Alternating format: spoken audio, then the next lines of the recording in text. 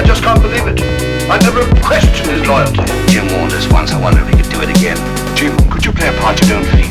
Keep your ears open and stay friends with him. Stay friends with him?